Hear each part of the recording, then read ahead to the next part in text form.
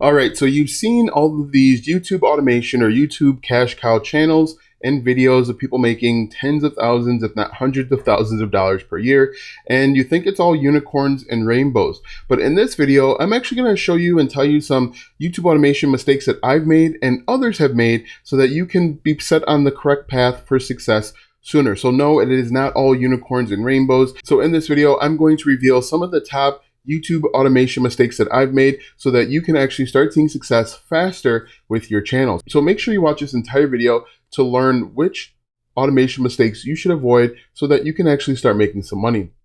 For the best tips and tricks to learn affiliate marketing and internet entrepreneurship, be sure to subscribe to the channel and ring the bell to be notified when I upload a brand new video.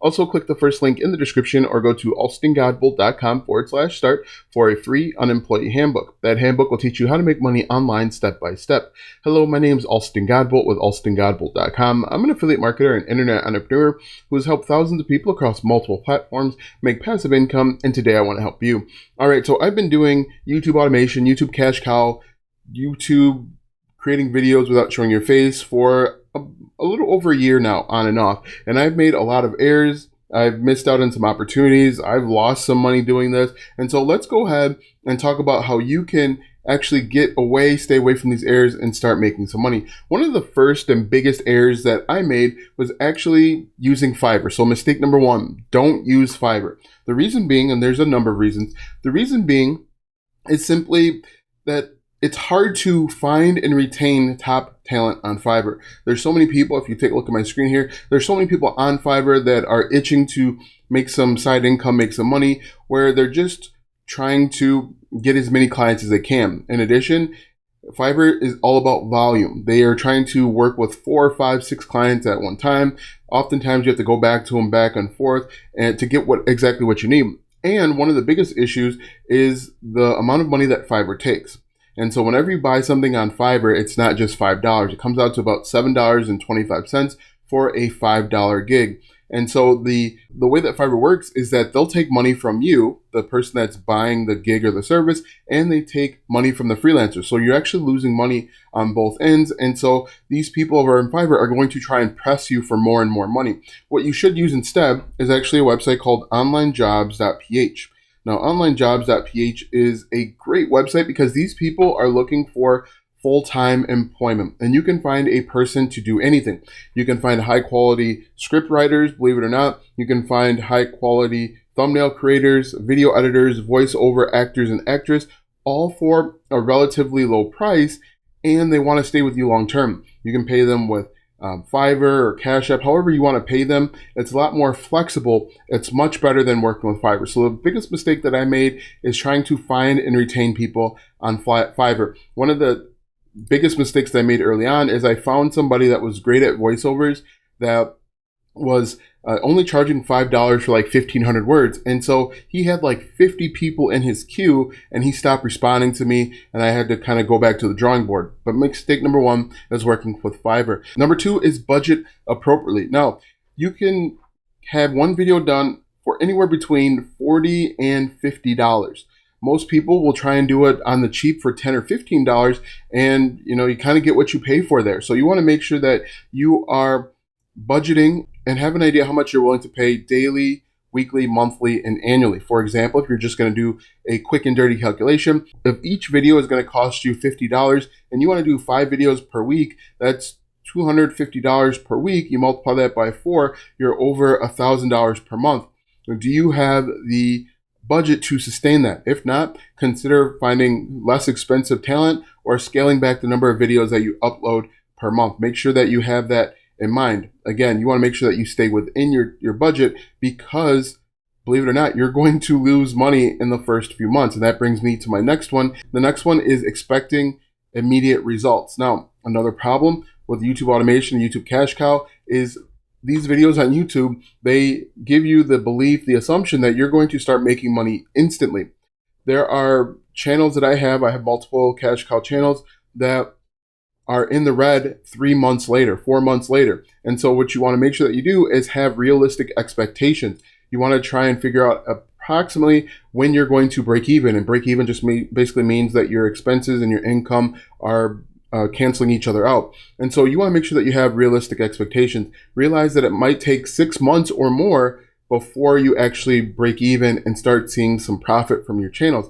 Do you have the budget for that? That goes back to budgeting. So think about it. If you're going to spend about $1,100, $1,200 per month, can you do that for the next 6 months and, before you break even? If you can't do that, again, you might want to scale back the number of videos that you're going to upload per week, or try and actually do some of it yourself. Maybe you could do the voiceover, or you can do the video editing. I know that takes away from the automation or cash cow aspect of it, but the worst thing that you could do is get a team set up and then you have to let them all go simply because of your budgeting and your unrealistic expectations. The next one is not having a SOAP or standard operating procedure. Now, basically, a standard operating procedure is just the way that you do things. Everything from your scriptwriter to your voiceover actress and your video editor, you should have standard operating procedures so that when they jump in, they know exactly what to do. If you don't provide a standard operating procedure, they're just going to do whatever it is they think is best or they think is right, and it might be vastly different than what your expectations are. So make sure that you have standard operating procedures for everything. Exactly how the script should be written, how the person should do the voiceover. Should they be energetic? Should they be, kind of melancholy, whatever it may be? Video editor, motion graphics. Do you want music in the background? Make sure that you have a standard operating procedure for everything. And that even goes into how they create their files. You want to make sure that they are creating their files and then putting it into a Google Drive or a Dropbox, whatever you have set up. And this bonus tip is make sure that you have everything set up beforehand. The worst thing that you could do is you could dive right in and then you realize that you're missing critical points, like not having a Google Drive set up or not having a Dropbox, and then people are wondering what their role is within the group. So make sure that you have a standard operating procedure when you are moving forward. Number 6, not understanding the process or how to do it yourself. Now, this does go back into not having a standard operating procedure. What I recommend that you do before you hire a team, I recommend actually creating this entire process and creating a couple of videos yourself. Now, you don't necessarily have to post those videos anywhere, but you just want to understand the exact process of how long it takes to complete anything, to how long it takes to complete a script, how long it takes to do video editing.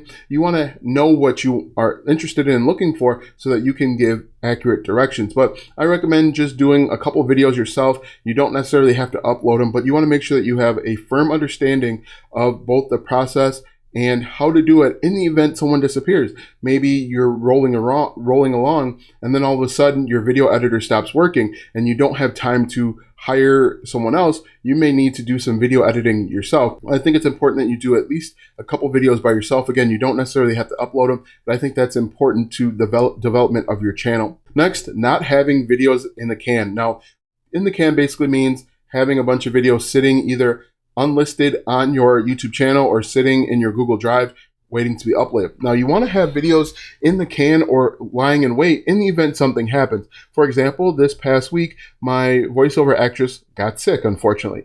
And so she missed a few days, and luckily I had videos in the can that I could just upload without necessarily skipping a beat. If you don't have videos in the can at least a week's worth, then you are setting yourself up for disaster, because disaster will happen. Whether someone's getting sick, whether there's a power outage, a natural disaster, whatever it may be, something can and will happen with your channel. And YouTube rewards consistency. So if you're missing out on uploading on your schedule, that could have an adverse effect on your YouTube channel. So make sure you have a few videos in the can. Again, what I do is I upload videos and just have them unlisted. And then when it comes time to make them live, I obviously make them live, and then they are available for the world to see. But make sure you have a few of them at least unlisted. I also would recommend have them stored in a couple places. Maybe you have a Google Drive and then also upload it on your YouTube channel, or maybe have them on a local hard drive, again, in the event if something happens. So that's very important, have a few of them in the can. Next, not having a bench. Again, this is important, and I actually just went through this last week. Again, my voice actress was sick, and so she couldn't record. If I didn't have a few people backed up, my team would have run into a bottleneck. My video editor couldn't make videos, and my script writer would have a bunch of scripts that are sitting there uncompleted with the voice actor. So always have 1 or 2 people sitting around that you can call upon in an emergency. You might have to go to FIVERR for that, but again, I don't necessarily like to use FIVERR, but have a bench. And a bench just means you have an extra thumbnail creator, you have an extra video editor, you have an extra voiceover actress and scriptwriter that's waiting in the event something bad happens. The next biggest mistake most people are making is waiting for perfection or trying to create the perfect video. The great thing about YouTube is that you don't have to be perfect in order to make money. You simply need to upload, figure out what your target audience and your customer base wants to know, create that type of content, and that gives you the best chance of making money. All too often, we try and create the perfect video and we're scrutinizing how the voice actor sounds and the motion graphics that show up on the video. But in most instances, making those subtle changes isn't going to have a huge impact on the end result on your YouTube video. So make sure that you're not waiting around for perfection.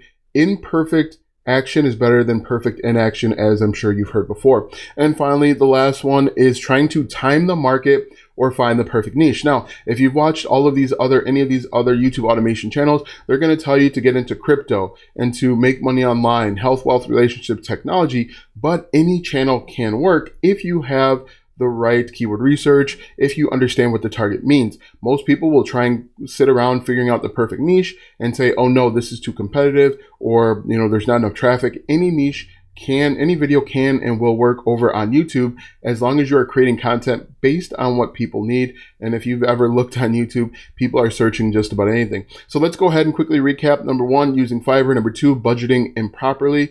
Number 3, expecting immediate results. Number 4, not having standard operating procedures. Number 5, not understanding the process or how to do it yourself in the event you need to. Number 6, not having videos in the can or laying in wait. Number 7, not having a bench or a team of people that you can call on in the event something happens. Number 8, waiting for perfection. And number 9, timing the market. Now that you know the 9 different YouTube automation mistakes that you could make, click the first link in the description for my number 1 recommended way to start a full-time income online. When you click that first link, you'll be taken to a free training where you'll learn how to get started step by step. Click the first link in the description or go to alstongodbolt.com/start. Watch these videos next for more tips and tricks to make money online. Also, check out my website, alstongodbolt.com, for even more tips, tricks, and tactics to make money online. If you like this video, go ahead and give it a thumbs up, subscribe to my channel, and share this video with 5 of your friends.